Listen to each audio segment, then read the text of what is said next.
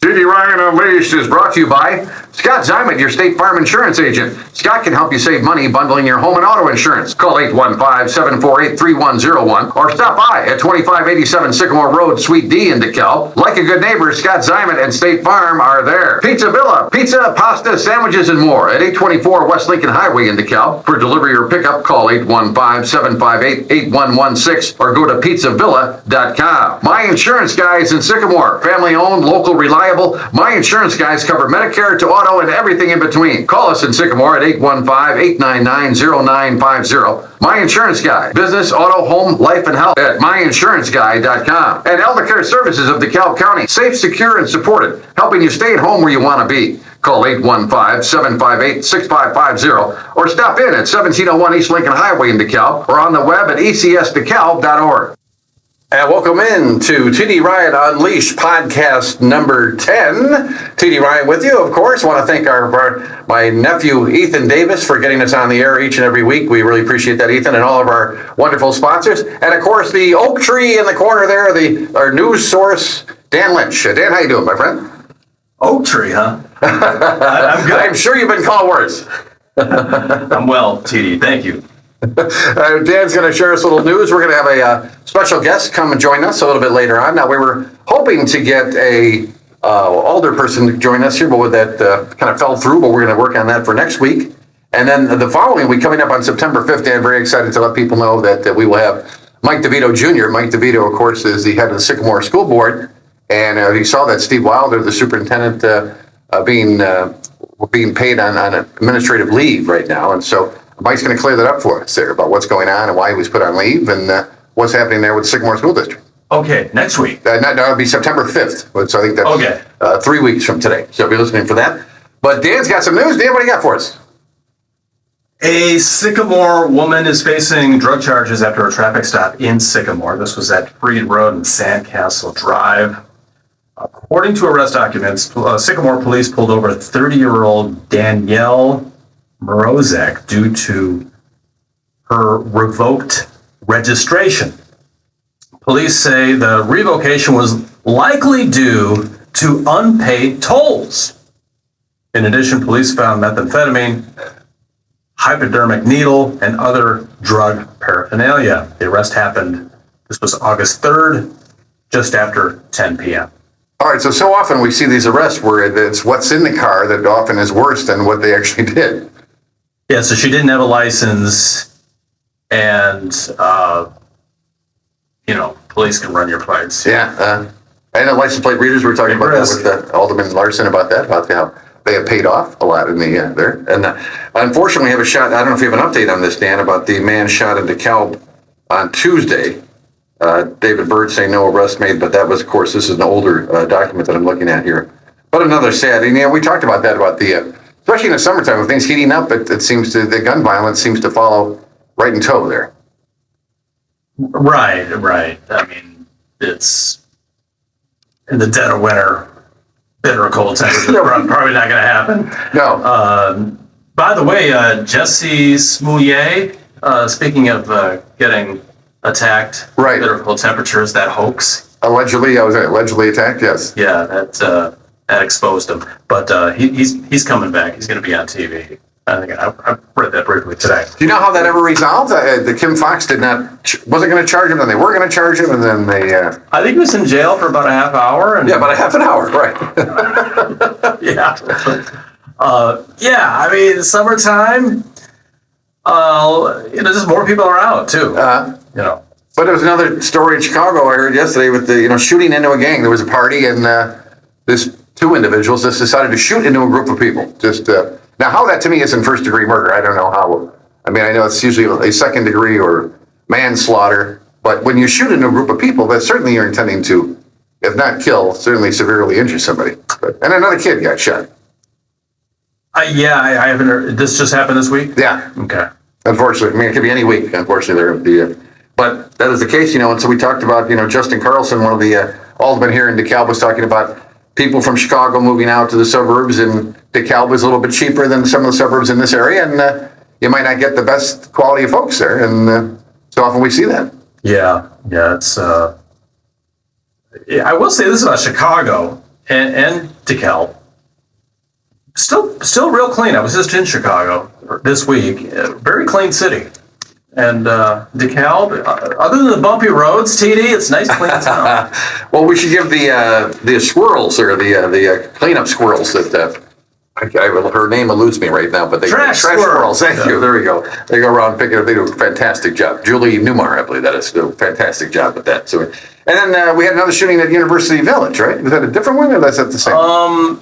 Yeah, boy, I'm backed up on this shit. I know, it's sad, isn't it? Yeah. That you because I know University Village used to have kind of a bad reputation, and then this is the one. Yeah, that was Tuesday. Was at University Village. Police responded to a 911 call 10:56 a.m. on Tuesday for reporting gunfire at University Village apartments there.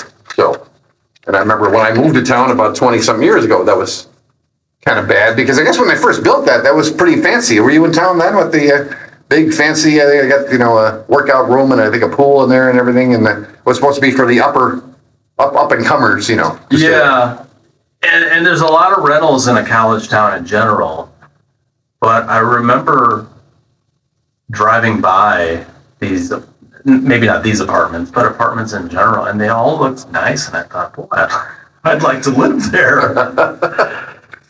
It just seems real convenient. Right. You got stores close by, and you can walk everywhere. All right, so what do you got? What else do you got? A family of 5 is in need of a place to live after their DeKalb home was destroyed by fire Monday afternoon. Damage to the single-family home at 121 Cotton Avenue was estimated at $76,000. Firefighters were called just before 1 and found flames coming from the side of the home. No injuries were reported. All occupants, including 2 adults and 3 children, were outside when crews arrived. The home is no longer habitable. The cause and nature of the fire is still being determined, and the Red Cross is providing assistance. Those always, when you have the estimated damage cost, always amazing to me. $76,000 in that case there, just how quickly everything gets ruined, right? Either between smoke damage and everything else. And True, right, yeah. An axe to the door. Right. I always want to say, do you have to do the axe to the door? Well, I know we had the fire department on here, and they talk about this access key. Have you seen that now? Where you can have a thing outside where only the fire department can access that. Oh, right. Key to your home and Knox box. Yeah, Knox, something like that. Yeah. And they don't have to axe your door, which is kind of a nice thing there. Right, because to get a door on your house is what, $1,000? Yeah, we found that out. That ain't cheap. That's for sure. Yeah. So it's Knox box, I believe is what it's called. And thank God we got all these agencies that help out immediately in something like this, because I know time is of the essence, boy, and you can't go back and get anything, right? I mean, you got probably the clothes you're wearing, and that's about it. My parents' house burned when I was 12. I remember my brother was 17. He ran back in to get his guitar. Got yelled at. Oh my gosh. But he had to get the Fender Telecaster. Well, a Fender Telecaster, I can't say. Blame him for going. Yeah. But again, you can't. Those material things can be replaced. You don't know it at the time, especially when you're 17. Yeah. That can be replaced. Now, I found this one very interesting. We remember when this happened over on 4th Street. The city council gives the okay for Amoco, still needs to give the okay for an Amoco gas station on South 4th Street. It's at 4th and Taylor, Dan. I think a lot of people are listening can picture where that is. And remember, the White Hen Pantry was there, and they closed in 2020. And then another owner came along, and he wanted the liquor license there, right? That was the big holdup. Yeah, they were going back and forth about that and how much square footage of that particular store could he sell liquor, and is it refrigerated or bottled, or anyway, they were going back and forth, and he wanted much more. And could he have gotten just beer and wine, but he wanted everything, or do you know? Yeah, he could have gotten. He wanted the whole enchilada there, right? The hard booze and everything else. I don't have it in front of me, but yeah, he wanted more opportunity and more square footage for the booze, and it was a deal breaker for him. So now that area needs it. You got Taylor Tower there. You got, I think there's a mechanic, a lot of mechanic shops. Yeah, Auto Works is there, yeah. And then, of course, you got, they bring this up in the article, that there's a mobile station down the block there. But that's about it, though, in terms of, but my question, and they're bringing up here, is that it's a very tight squeeze. If you know that corner, it's not a very big corner. And they're proposing putting several pumps in there. I'll find that here, Amco Convenience. The lone descending boat, I have the all-time great name here, Trixie O'Flaherty. Do you know Trixie O'Flaherty? Trixie O'Flaherty was the lone dissenting vote by the DeKalb Planning and Zoning Commission against this. She's the commissioner there. Okay. I was worried about the tight squeeze there, and also worried about, because it's going to be a gas station, so they got to bury the tanks, right? 3 fuel pumps, which is 6 fueling stations, are adding an additional pump to there on the east side. It says the property, which is vacant, was used a home for the White Pantry until 2020. 2024 is when they brought a deli and a convenience store, but the city council rejected it because they wanted the liquor license. And right now they say now maybe you understand this, Dan. We meet the parking requirements. God knows we all care about parking in DeKalb, but we are providing 76% impervious area. Is that just a parking lot? Yes, okay. That's an area where the ground is hard. It's pavement. All right. So yeah, they're providing 76% impervious area. But to me, with the gas pumps there, and that's going to be pretty tight squeeze there. But I guess, I go to the mobile station there on First Street and Hillcrest.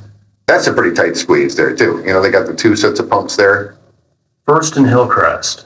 Is that mobile station there? Okay. Yeah. Or Circle K, whatever it is. I don't know what it is. But okay. Yeah.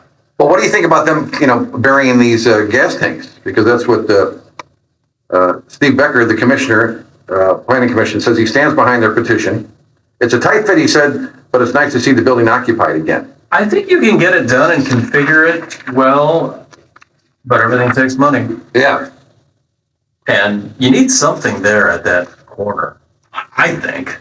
I did too, because that was sad when they didn't get the deli there. Because all the people that live in that high-rise, they were walking across there, I'm sure, all the time to get stuff right there. Right. There's a dollar store down the road by the laundromat. Oh, that's right. I forgot about the dollar store there, yeah. Trixie O'Flaherty, which I just love that name, was concerned about ground contamination. She said, I'm worried about ground contamination and potential environmental impact.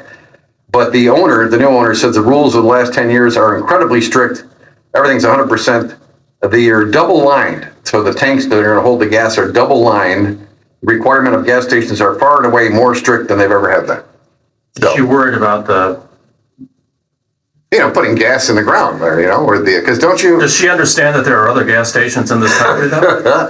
Well, yeah. Well, usually you take over no one. Like, I don't understand why, and the place I'm talking about, Hillcrest and First Street, there was a gas station across the street.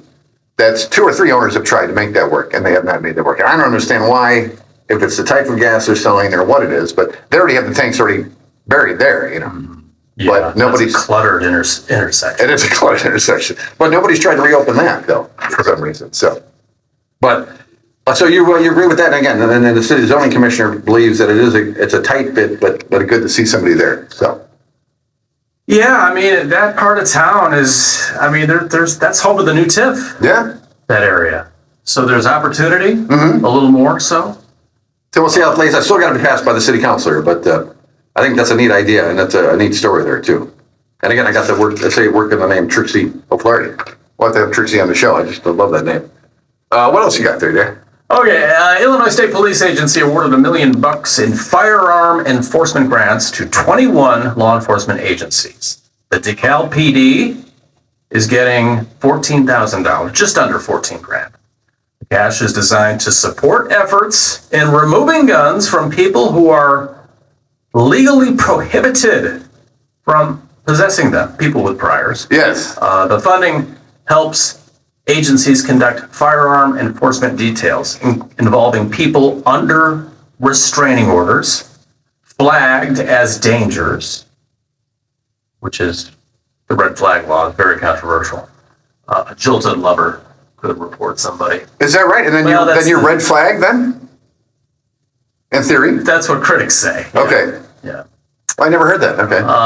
Or people convicted of certain crimes DeKalb joins other departments statewide in using the money for compliance checks and safe firearm transfers. Well, you remember we had State Representative Jeff Kiker on the show, and he was talking about I think it was 100 and something, it's 150,000 FOIA people with FOIA cards that shouldn't have them, that should have been rejected, but he said that they just don't have the personnel to go after these people. So you have a lot of people in Chicago that have guns that shouldn't have guns, was his point. Right. And so the government imposes all of these restrictions, but then they don't have the manpower to that's what he was saying. Verify them all? That's what he was alluding to. Okay. Well, which there is a certain logic to that, yes. But like you said, you're a gun owner now. What are you?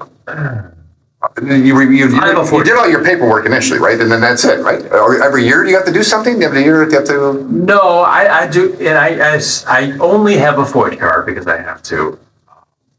If I wanted a concealed carry permit, I have to. I know in another state you got to pay the sheriff's office some money and the state some money. I mean, it's a lot of money to throw out. Oh yeah. The outlay is over 200. Okay. But you're not checking in every year as a gun owner. You don't have to check in every year. No, that FOID card for me was $10, and I think it expires in 10. I'm gonna have to renew that in 10 years. 10 years, okay. Yeah. All right, I thought they gouged you worse, and I'm glad that's not as bad. I think that's what Jim Winters told me at the time. I was talking to Jim about it when I was applying for it. Okay. So I think it's 10 years. All right, I got a story here about the DeKalb School District. You got another one though? What else you got? Something else? Sure. 2 people hurt in a collision August 3rd, according to the DeKalb County Sheriff's Office. 1:30 p.m. on Sunday, a Jeep driven by 43-year-old Rebecca Sager of Genoa was heading east on Wolf Road near Glynn Road. It attempted to turn into a driveway in front of an oncoming motorcycle. The Jeep Wrangler collided with a westbound Harley-Davidson that was driven by a 44-year-old male from Hampshire and his 37-year-old female passenger from Kingston. Motorcycle rider and his passenger were ejected. The rider was airlifted to Javon Bay Hospital in Rockford with severe injuries. His passenger, from Kirkland, was taken to Javon Bay by ambulance. Her injuries were not life-threatening. Sager cited for failing to yield. Wow. Boy. So sunny day, 1:30 in the afternoon. Yeah. And dangerous times to be riding a motorcycle, that's for sure.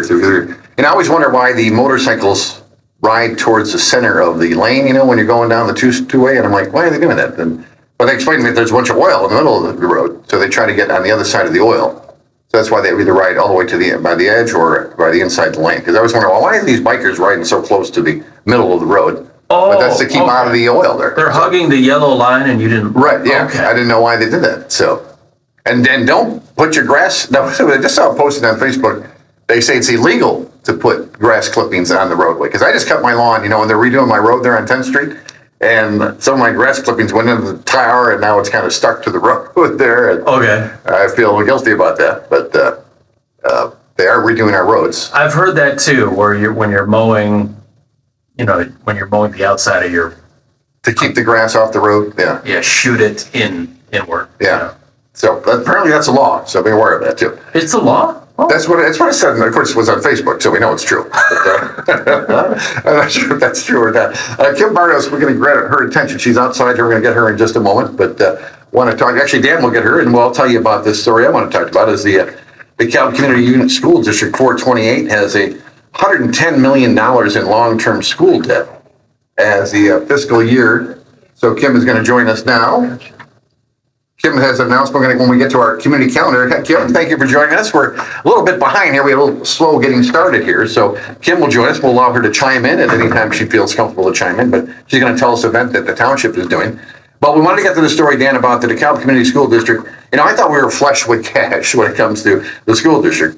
But of course, we just built a new school. But they have $110 million in long-term school debt for the fiscal year 2024. That according to the Illinois State Board of Education.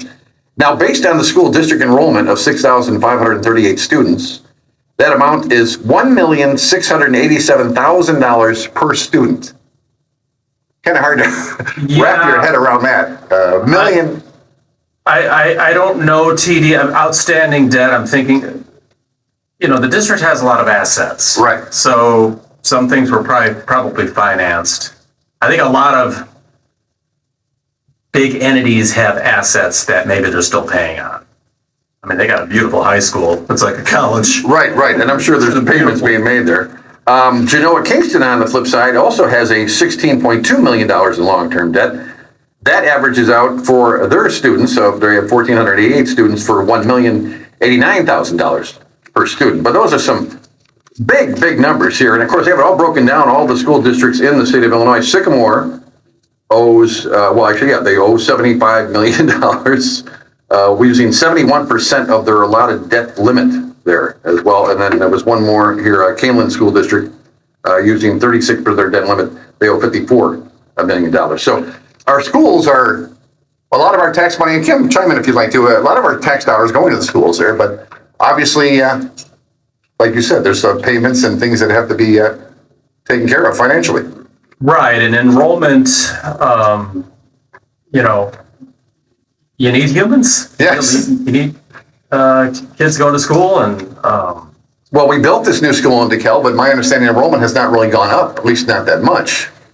yeah, is tepid a word? It's been tepid. Yeah, tepid. Tepid is a good word. Yes. It hasn't been, surging. I know the word tepid because Kramer on the Seinfeld show was the jury asked him why he doesn't want to take a bath, and he goes, "I didn't want to lay in a body of a pool of tepid water of my own filth."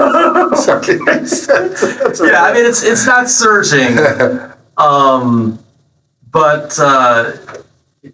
people move in and things can change real quick. So Kim, tell us about that. Pardon me for not knowing. Tell us about your family here, and have you raised kids? And tell us about that. I have raised kids. I am still raising kids. Okay. So I'm in the thick of it. All I've got 3.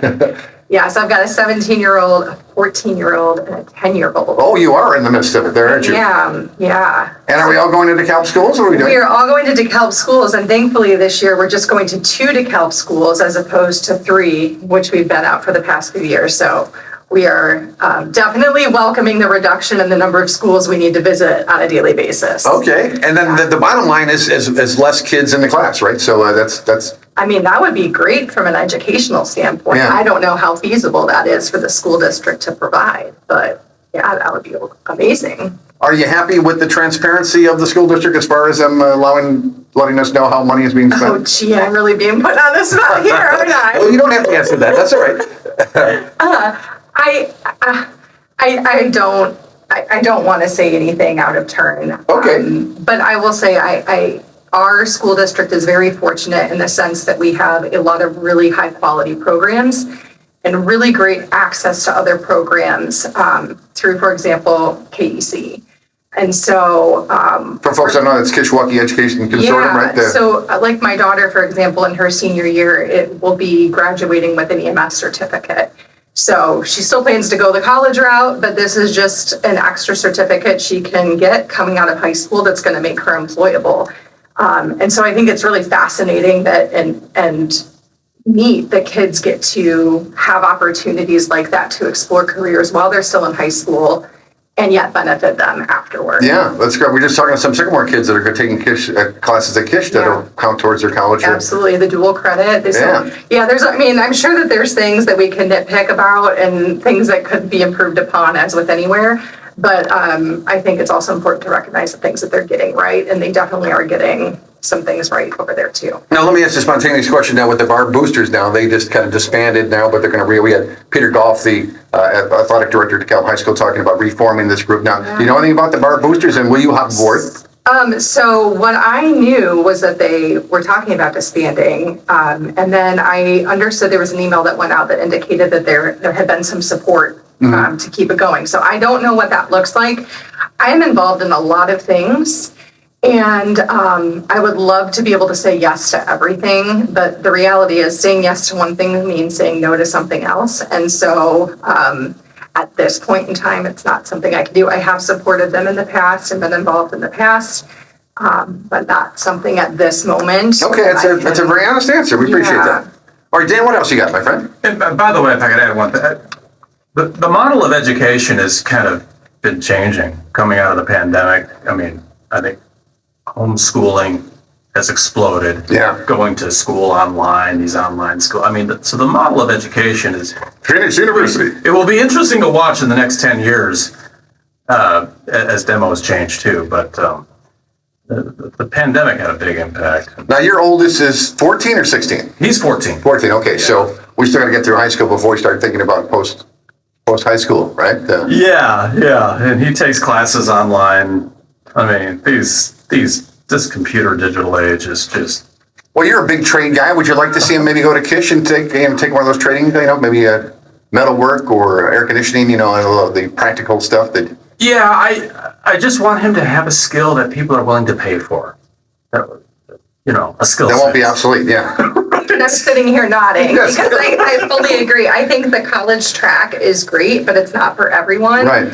And there are really high earning job opportunities within specific fields that are currently, we don't have enough people in them. And Right. so there are huge opportunities to go into the trades and make a really great living doing that. Well, they're redoing my road on 10th Street right now, and I don't know how much they pay those guys, but boy, I wouldn't want to be doing what they're doing in 100-degree temperatures laying asphalt out there. So whatever they're getting paid, God bless them. That's Yeah. Right.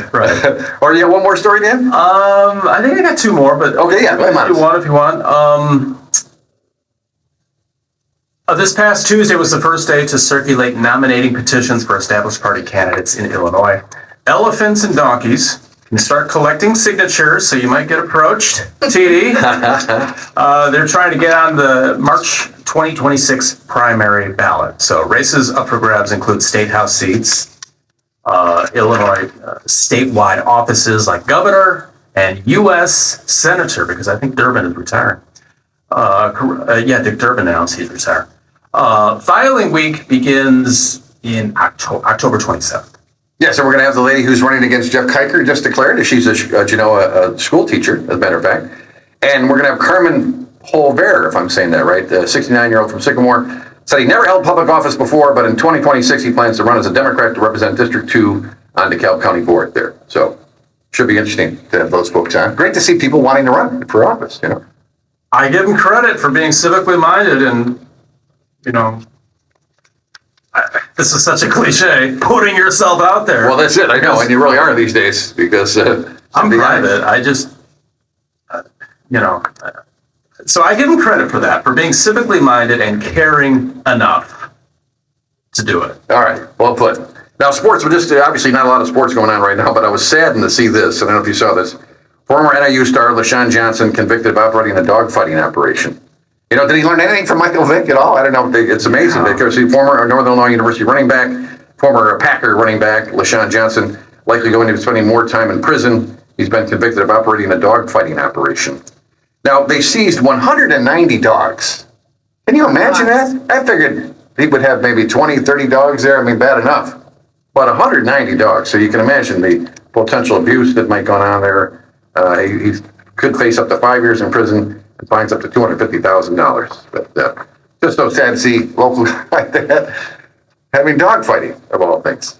Yeah, I remember the Michael Vick story, which was just egregious, the abuse, and a dog can't call 911. No. When they're abused.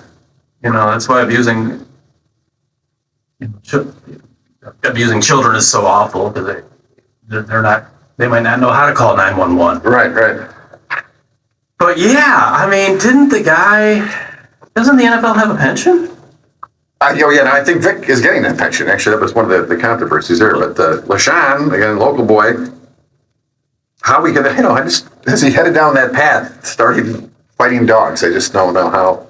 All right, let's just wash our palate of that because it's community calendar time, and we have a special lady visiting us. So remind us again who you are and what are you talking about? Yeah, sure. So my name is Kim Barrios, and I am the Community Relations and Events Coordinator at DeKalb Township. All right.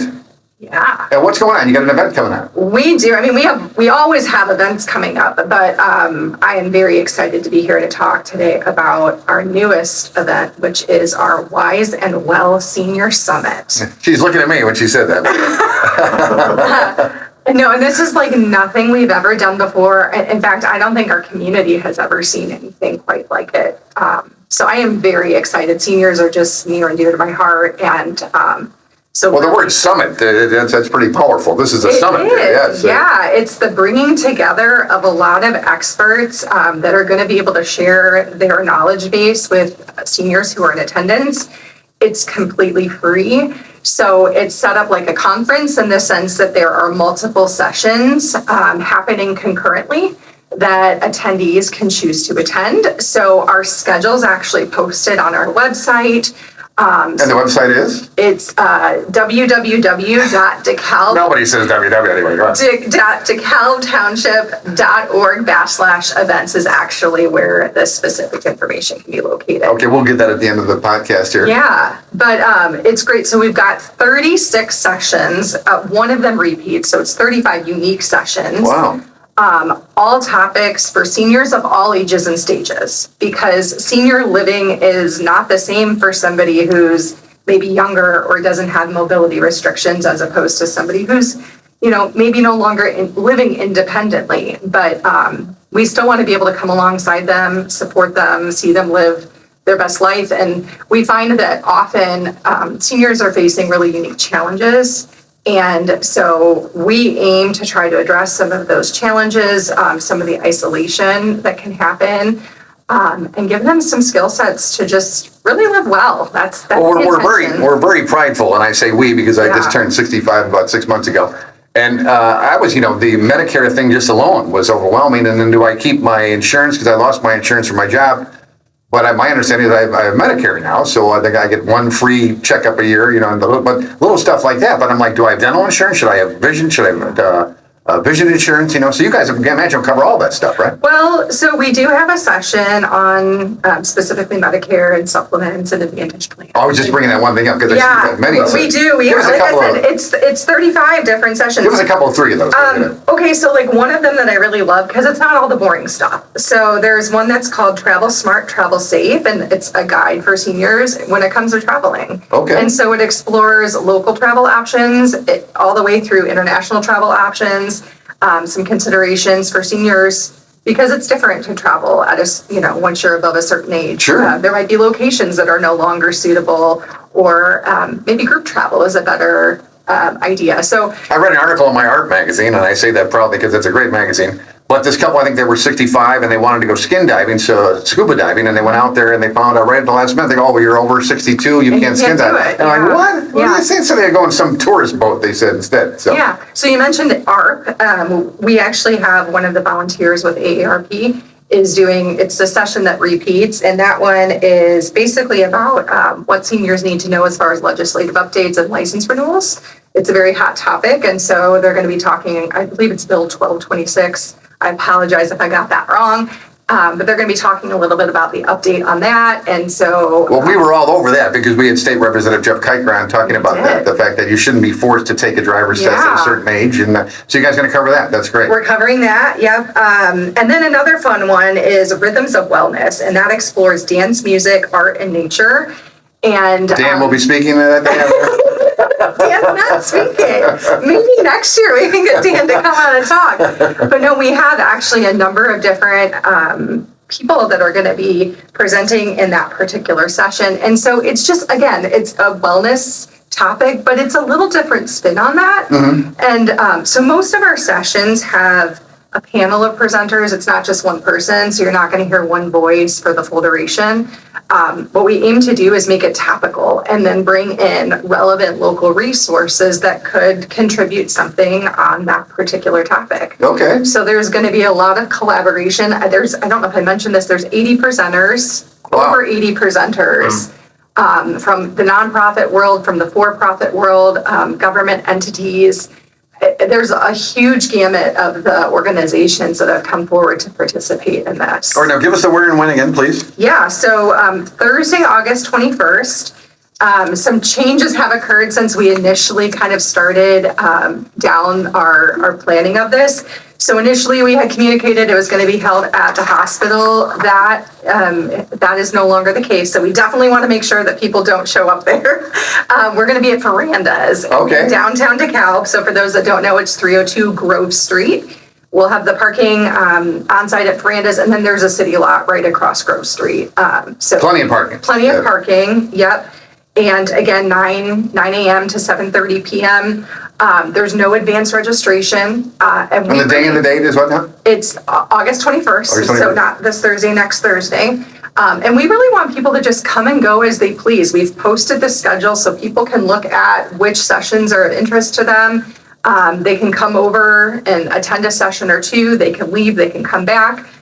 So you're not committed for a full day by any stretch of the imagination. But like I said, we're really excited about this and very encouraged by the amount of community interest. All right, well, we're glad to get the word out, and it is very exciting to have a summit there. But again, it'll be at Francis. It's a great location, lots of room there for to do that stuff, and that'll be great. Is there anything on finances? There is some stuff on finances. Good one, Dan. We actually have a session on budgeting, money matters, managing finances on a fixed income. There is one on protecting your assets for greater peace of mind. And then we actually have a session called Life After Loss, which addresses both the emotional component of losing a loved one, but with that, there's some practical tips, because oftentimes what we find, especially in couples, is that when one spouse passes, the other spouse has a really hard time dealing with those new burdens. And if that spouse isn't used to handling the finances and paying the bills, that can be overwhelming. So we've got some really good resources to share in that session. But yeah, there's a number of sessions about money and finances. Reverse mortgages, we got somebody talking about whether that's a good option for seniors. So Ellie Gould says it's good, so if he says it's good, what were they got doing the commercial? But those decisions you make, like when you have a 401k, there's a required monthly distribution for some, but not the other kind of 401k there isn't. I mean, and you just have to be ready for these obstacles to make it. Otherwise, you lose money. Informed decisions, yeah, and like the look back period is another one that's really important when you're trying to do your spend down. So if you're wanting to pass along assets to the next generation, but you're at risk of needing to request government assistance, if you don't spend that money down 5 years prior to when you need to spend that down, then that can kind of be recalled. And I'm not an expert on this, but I know enough to know that it's really important to understand that if you're doing some legacy planning. So we do have an attorney that's going to be in one of our sessions that's going to be talking about like that 5-year look back period. All right, perfect. Yeah. All right, we'll give that again at the end of the podcast here. Just want to finish things up here now. We always do with the obits here. We always want to mention David Boda. David was born in DeKalb, went to DeKalb High School. Proud of the community that shaped him. I love that line in his obituary. Building with his hands, he was a carpenter. Boy, I wish I was a carpenter. With care and integrity, left a lasting mark on the DeKalb area. That's what I like. I thought of you, Dan, when he said he likes casting a line on a quiet fishing trip, spending a sunny afternoon on a golf course, or tossing horseshoes with his friends at his favorite place, Sugar Shores. A Chicago Bear and White Sox fan. Knights of the Columbus will have a meeting, celebration of life on August 16th there. But yeah, we like to do the obits here, because I was telling Dan, we used to, they used to have to pay to get your obit announced on the radio, and we thought, well, that's silly, So we're just doing it. And then you read the paragraph about people's lives, and it's just amazing what they've done. Yeah. Just get a little synopsis like that. But we also do, to lighten things up, we do the birthday list as well, and we have some birthdays as well. And Dan's going to formulate a community or a news quiz question. And Dan, we have not only. Well, go ahead and ask me, Dan. What are they going to win when they play news quiz? Yeah, TD, what are you giving away? Well, it's funny. It's T-Bone. What are you giving away? Well, funny you should ask, because not only do we have 2 gift certificates to Pizza Villa with the pizza and the pastas and the sandwiches, and the kids eat for free on Thursdays, but Sue Breeze was here last week, and she brought us this beautiful barn tour. Now, the barn tour is going on this weekend, and you can go to one of the barn tour locations and follow the tour. But she has a beautiful book here where all the barns are illustrated. Matter of fact, the artist who illustrated these will be signing books during the tour this weekend. But we're including this. So not only do you get 2 gift certificates to Pizza Villa, plus this beautiful barn tour barn book, when you play the news quiz program. So what do you got for us? So you're ready for your question. We're ready. This past Tuesday was the first day to circulate petitions for established party candidates in Illinois. So, what What do you want to know? Republicans and Democrats can start collecting signatures to get on the ballot for what election? All right, for what election? If you tell me that, you can contact me at tdryan2001@yahoo.com. Again, tdryan2001@yahoo.com. If you're the first person with the correct answer, you will not only get 2 gift certificates to Pizza Villa, but a beautiful illustrated book of the barn tour that's going on this weekend in DeKalb County. Some birthdays I want to mention is Reverie Claire Bradley of Oregon is 4 years old today, or on the 8th. Elizabeth Cristiano of Sycamore is having a birthday on the 8th as well. And my granddaughter is celebrating her birthday on the 8th. She was born on 8/8/08, so we can always remember when she was born. I want to wish her a happy birthday. Todd Weaver of Sycamore, happy birthday to you. And Roger Reynolds will have a birthday on the 13th. Angie Fabris is the one who sent this in. Angie, thank you so much. She used to send us birthdays all the time at the radio station. And Joe Koslowski will have a birthday on August 9th, and Jeff Wright, our very own Jeff Wright, our old sports director, will have a birthday on August 11th. Sweet guy. Now, to wrap things up, we always love this going back in history, and a matter of fact, our friends from the DeKalb County History Center has provided us with, in addition to what, do you read the midweek? I do some, yeah. Do you like that when they look back in history, when they do the look back in history there?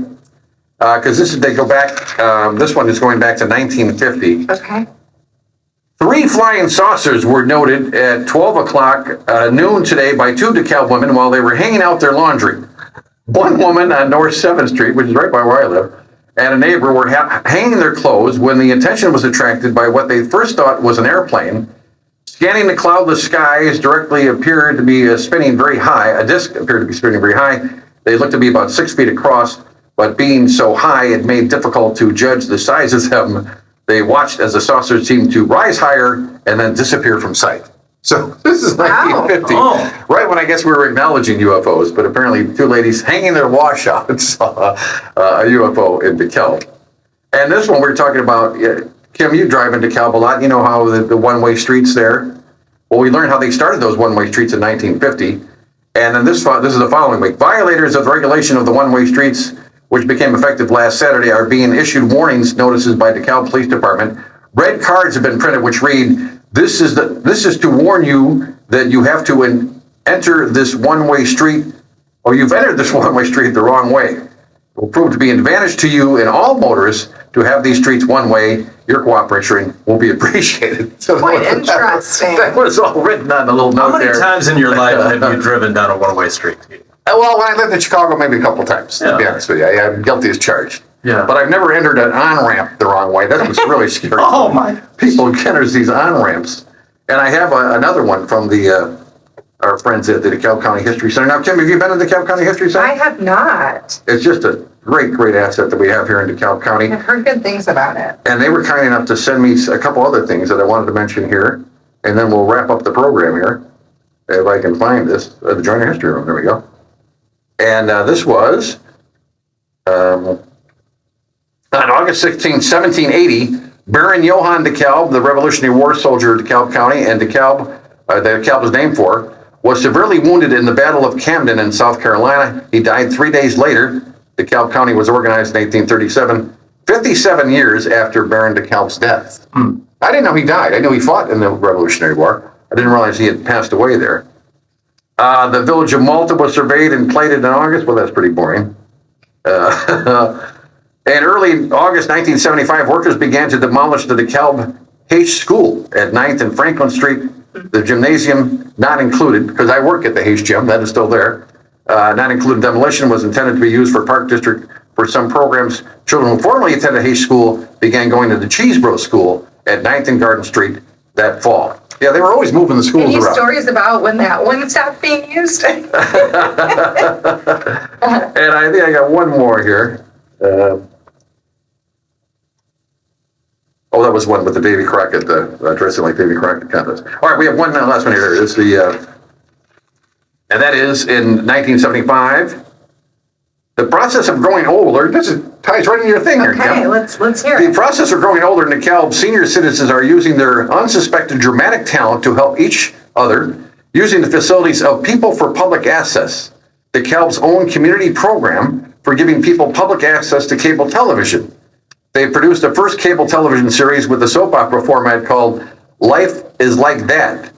Themes written for the series include feeling older, how to get around in DeKalb That's so funny. with a good bus service, where to sit in downtown DeKalb, and how to find housing and changing roles in downtown DeKalb. Yeah. So apparently we had our own TV show at one point. Apparently, yeah. And this coincides kind of with the time frame. I don't know what happened there. Yeah. That would have been a lot of fun. Yeah, because I would love to do, we have a TV station, but I talked to the Mayor Barnes. I guess we don't have this TV studio. So if we wanted to do any local TV programming, we're kind of out of There's no luck studio there. to do that. Yeah. And our public library doesn't have one. Huh? No, I have to get them on that. And we want to thank the DeKalb Public Library for allowing us to be here each and every week. We appreciate that. Dan, you got anything else for what do you want to say as we wrap things up here, my friend? This is a international story this week. I think Nagasaki and Hiroshima were bombed 80 years ago this week. Yeah. Sadly. Yeah. That's funny because that's in our look back in history in 1975. President Ford today assured Japan and the 30th anniversary of Hiroshima atomic bomb attack that the United States will defend its World War II enemies in the event of any nuclear or conventional attack. So that was Ford back in 1975 there.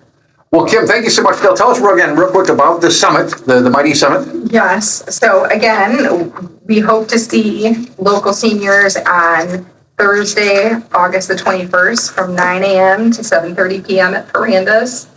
It's free, no registration needed, just show up. We'll have some complimentary coffee and water throughout the day for attendees.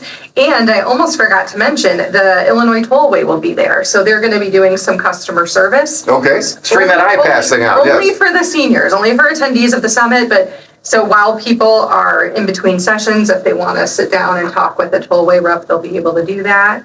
But yeah, we're, like I said, Verandas, Thursday, August 21st. And Be there or be square. We can say Be there, that. be square. So I won't say the www thing. Please. DeKalbtownship.org/events is the website to find all of our upcoming events, including details about the senior summit. Well, Kim, Laurie, thank you for contacting us to do this. We appreciate that for reaching out. I appreciate you having me. Yeah. Nice to see you, Kim. Good old times here. Dan, thank you as always. And our big thanks to Ethan Davis back in the studios here. And that's News Podcast number 10. Ryan Unleashed is brought to you by Scott Zyman, your State Farm insurance agent. Scott can help you save money bundling your home and auto insurance. Call 815-748-3101 or stop by at 2587 Sycamore Road, Suite D in DeKalb. Like a good neighbor, Scott Zyman and State Farm are there. Pizza Villa, pizza, pasta, sandwiches, and more at 824 West Lincoln Highway in DeKalb. For delivery or pickup, call 815-758-8116 or go to pizzavilla.com. My Insurance Guys in Sycamore, family owned, local, reliable. My Insurance Guys cover Medicare to auto and everything in between. Call us in Sycamore at 815-899-0950. My Insurance Guy, business, auto, home, life, and health at myinsuranceguy.com. And Elder Care Services of DeKalb County, safe, secure, and supported, helping you stay at home where you want to be. Call 815-758-6550 or stop in at 1701 East Lincoln Highway in DeKalb or on the web at ecsdecalb.org.